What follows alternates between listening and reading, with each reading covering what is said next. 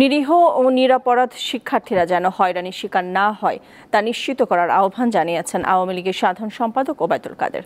জামায়াত শিবিরের রাজনীতি নিষিদ্ধে আইনগত দিক বিশেষভাবে বিবেচনা করে সরকার পরবর্তী পদক্ষেপ নেবে বলেও জানান তিনি। রাজধানীর বঙ্গবন্ধু এভিনিউয়ে সকালে মতবিনিময় সভায় তিনি এসব কথা বলেন। শোকের মাস আগস্টের কর্মসূচি সহ সাম্প্রতিক বিভিন্ন ঘটনা নিয়ে মঙ্গলবার ঢাকা মহানগর উত্তর ও দক্ষিণ আওয়ামী লীগের নেতাদের সাথে মতবিনিময় করেন দলটির কেন্দ্রীয় নেতারা। এতে সভাপতিত্ব করেন আওয়ামী লীগ সাধারণ সম্পাদক ওবায়দুল কাদের।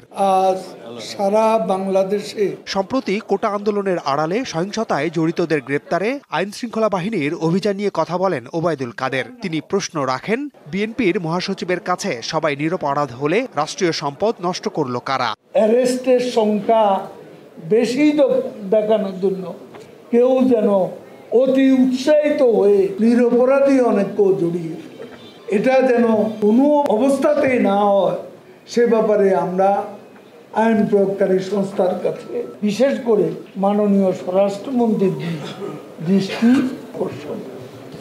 সোমবার গণভবনে প্রধানমন্ত্রীর সাথে বৈঠকে জামাত শিবিরের রাজনীতি নিষিদ্ধে একমত হয় 14 দল। এটি বাস্তবায়নের ধাপগুলো নিয়ে কথা বলেন আওয়ামী লীগ সাধারণ সম্পাদক। বাস্তবায়নের প্রক্রিয়া কি হবে তার আইনগত দিকে দেখে শুনে সরকার শিগগিরই পরবর্তী পদক্ষেপ নেবে, কারণ আমরা আইনগত দিকটি ভালোভাবে দেখে নিতে চাই, যাতে কোনো ফাঁক ফোকর দিয়ে স্বাধীন বাংলাদেশে এই অপশক্তি আর কোনো সুযোগ না পায়। গুজবের বিষয়ে সতর্ক থাকার পাশাপাশি গুজব সৃষ্টিকারীদের তথ্য আইন শৃঙ্খলা বাহিনীকে জানানোর আহ্বান জানান ওবায়দুল কাদের। মাহমুদ শাওন, দীপ্ত সংবাদ, ঢাকা।